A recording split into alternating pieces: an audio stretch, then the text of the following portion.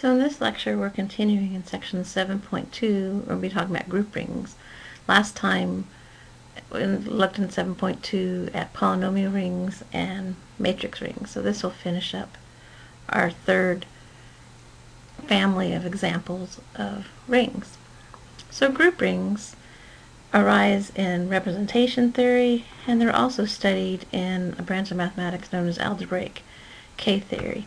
So our setup is we're going to let capital R be a commutative ring which has a multiplicative identity, which we'll either call 1 or sometimes we'll denote it as 1 sub R to remind us that it is the multiplicative identity of this ring R.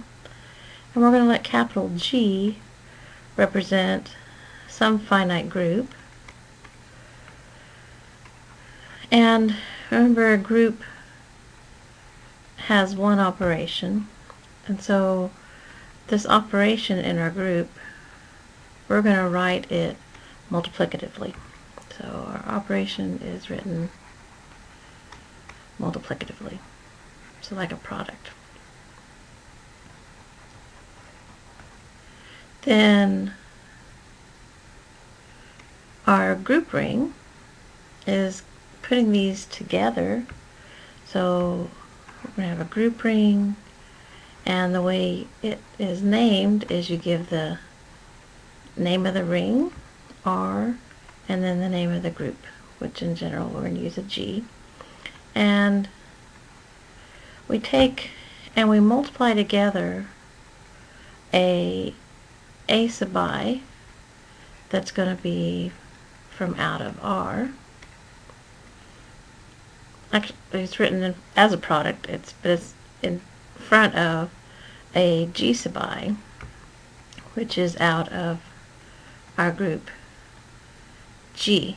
Now we want this to end up being a ring, so we need some way, if these are elements, we need to add them simply back in there. So this isn't going to be enough, so we're actually going to need to take the formal sums of these, and these formal sums are going to be finite sums, formal sums. And then some notation that goes along with this. If we happen to have the multiplicative identity of R times a group element G, we're just going to write it as G. And then if E is the identity of our group G, and we have some ring element A times the E, we're going to write that just as A. So in some ways this is kind of similar to polynomials, where these G's are kind of like your X's and the A's are kind of like your coefficients. And you know, when we have like an X squared, we don't write usually 1x squared. Or for a constant term, we don't normally write the x to the 0 power with it. So it's not much different than kind of what we're used to. So now that we have this set,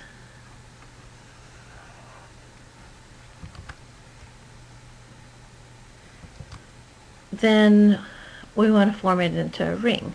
So, you know, I've got a set here. And that's not enough for a ring. I've got to have two operations. So I need two operations to form a ring. So some way to add and some way to multiply.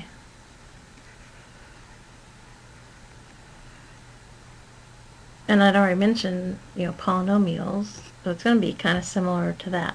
So we're going to add, we're going to have this be defined component-wise. So we're just going to add like terms. So in one of these, I have two formal sums. Maybe one has an A1G1 term and another one has an A sub 2 G1 term. Then I can add the ring elements out in front. And have that being M to G1, where this adding here is really, I'm adding inside of the ring R. And I'm going to define my multiplication in the group ring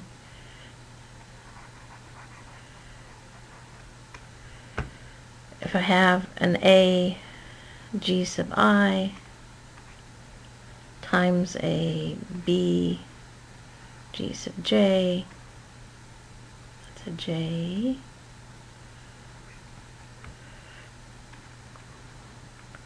then I'm going to look at these ring pieces out in front, and I'm going to multiply them together using the multiplication from out of R. And then I'm looking at these two group elements. So I got G sub I and G sub J. And we're writing our group operation as a product, and so I would do that group operation inside of G. And then that's just kind of handling a single, multiplying together two single terms, or if I think similar to like monomials, we're talking about polynomials. So then I'm going to extend this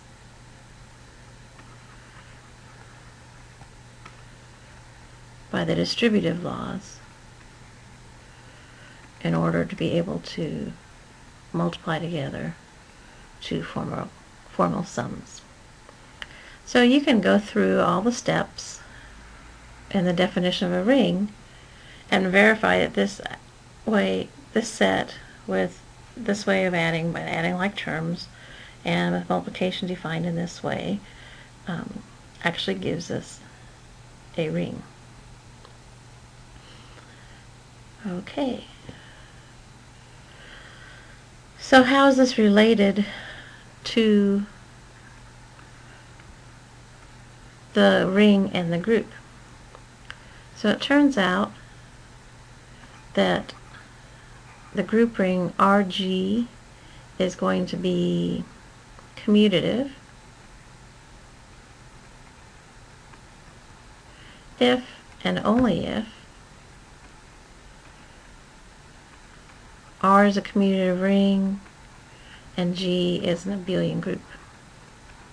So only if we have commutativity with our ring and our group. And the ring R, at least an isomorphic copy of it, is sitting inside of the group ring if we think of R being defined by all of the elements A sub I E, where E is the identity of the group G, and we let A sub I run over all of R. And G is sitting inside there as well, if you think of it as the set of all the multiplicative identity of the ring times G, where G runs over the group G. So, in a sense, this is a way of taking a group and a ring and sticking them together and forming a bigger ring that contains both the ring and the group G itself. And now it turns out that if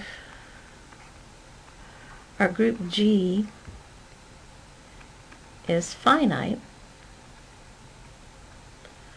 then the group ring is going to have zero divisors.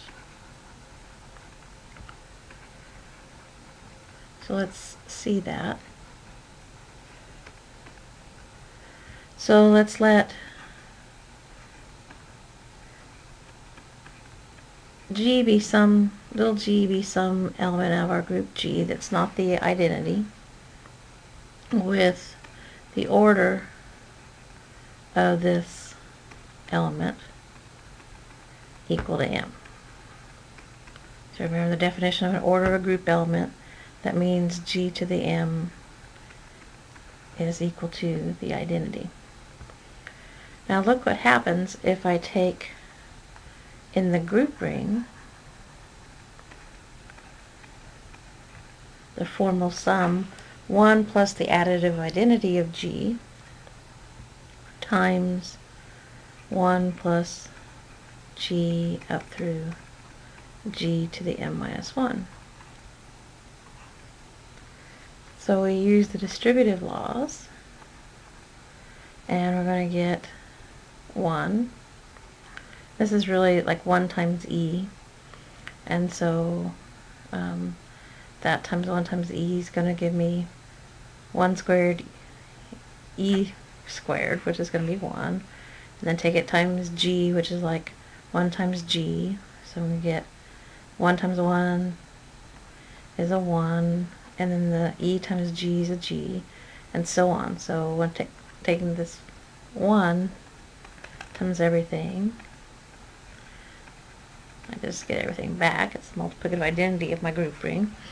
And then taking the additive inverse of G, or thinking of it like it's minus 1 times G, then we're going to get minus G, and then minus G squared, minus up through, and then the last one will be a minus G to the m.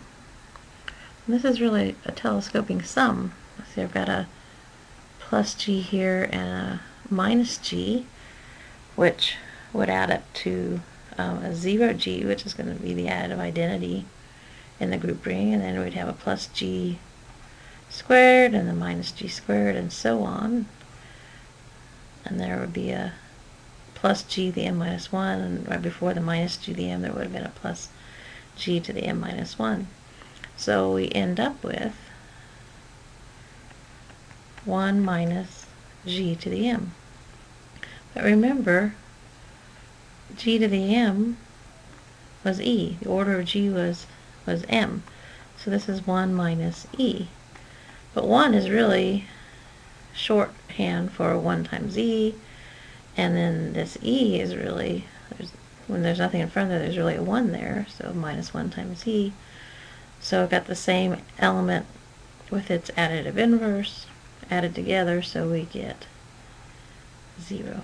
So I started with 2 non-zero elements, multiplied them together, and got 0. So I do have 0 divisors in this group ring, as long as the order of G is finite. Okay, in problem number 10 in the homework, you're going to be working with the group ring Z S sub 3. So the ring R is the integers, usual addition and multiplication, and then S3, remember, is the permutations of 3 objects. So writing that with cycle notation, we've got the identity, we've got the transposition where we can swap 1 and 2 and leave 3 alone, we can swap 1 and 3 and leave 2 alone, we can swap 2 and 3, leave 1 fixed, or we can scoot everything over 1, 1 to 2, 2 to 3, and 3 back to 1, and 1 to 3, 3 to 2, and 2 back to 1. In case it's been a while since you worked with S3, let me also write down these 6 elements, which is 3 factorial, in 2-row notation. So the identity is, everything is sent back to itself. This 1, 2, 1's going to 2, 2's going back to 1, and 3 is fixed. And this next permutation, 1's going to 3, 3's going to 1, and 2 is fixed. The other transposition, 1's fixed, 2's going to 3, and 3's going to 2. this 3 cycle, 1's going to 2, 2's to 1, 3 is, oops, sorry, 1 to 2, 2 goes to 3, and 3 goes back to 1, and then the last one, 1's going to 3, 3 goes to 2, 2 goes back to 1. Okay, there's our 6 permutations. So, the way we multiplied in S3,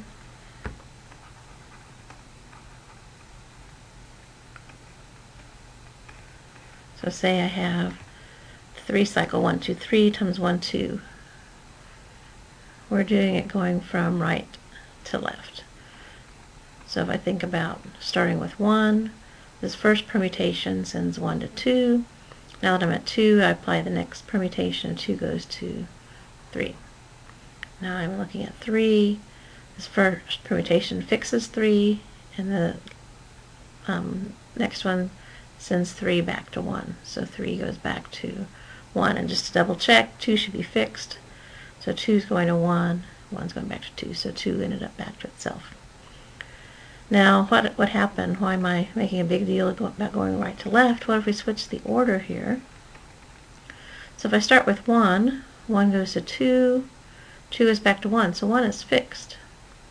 So it's a different permutation than this one.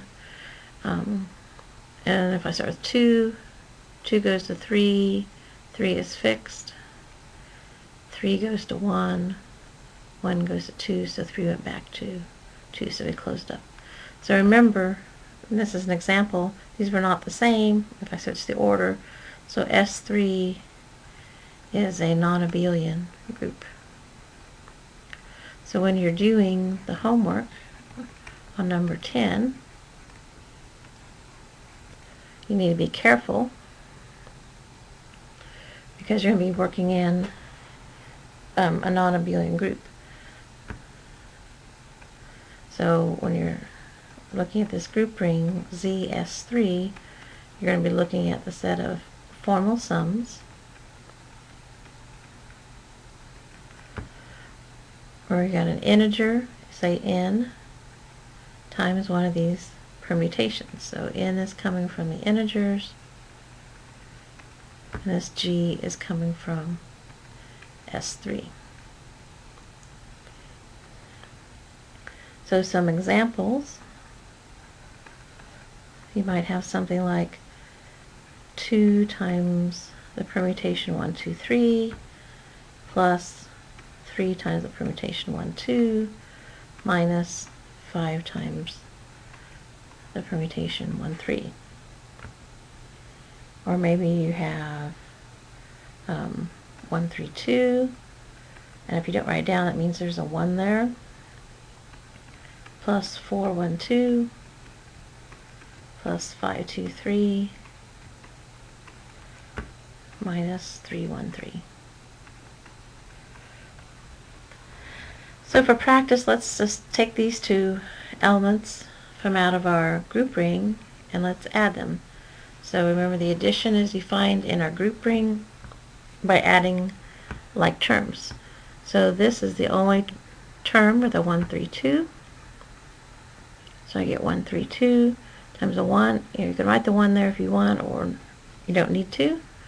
There's this 3 cycle 1, 2, 3 just shows up the one time. Looking at the transposition 1, 2, I've got 3 of them, plus 4 more of them is going to give me 7 1, 2s. I only have the 1, 2, 3, and then looking at the 1, 3s, we have negative 5 of them, minus 3 more of them. We're doing that. It's kind of like coefficients out in front. We're doing that inside of z, so we get minus 8, 1, 3. And so there's your final answer for the sum. For practice, let's do a product.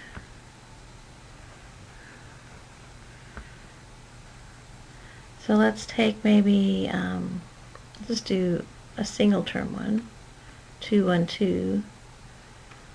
Let's take that times 3, 1, 3 plus 4 times the identity. And we probably wouldn't, we don't have to write this identity part here. Okay, so our multiplication was defined by using the distributive laws. So I take this 2, 1, 2 times the 3, 1, 3, and so I do the ring. So in this case, integer multiplication out in front is going to give me a 6. And then I take 1, 2 times 1, 3 using multiplication inside of s sub 3. And remember, we did that from right to left. So if I start with 1, 1 goes to 3, 3 is fixed. So 1 ended up going to 3. 3 goes to 1, 1 goes to 2, so 3 goes to 2. 2 is fixed, 2 goes back to 1, so 2 goes back to 1. And then we want to add that. Multiplying 2, 1, 2 times 4, the identity. So 2 times 4 inside of z is 8. And inside of s sub 3, 1, 2, that permutation times the identity permutation is just 1, 2. And now we have our product. Okay. So homework-wise,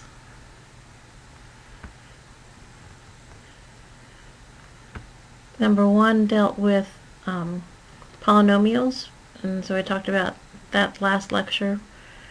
And then now you can look at number 10 from section 7.2 since you know what group rings are. So happy playing around in the group ring Z S sub 3.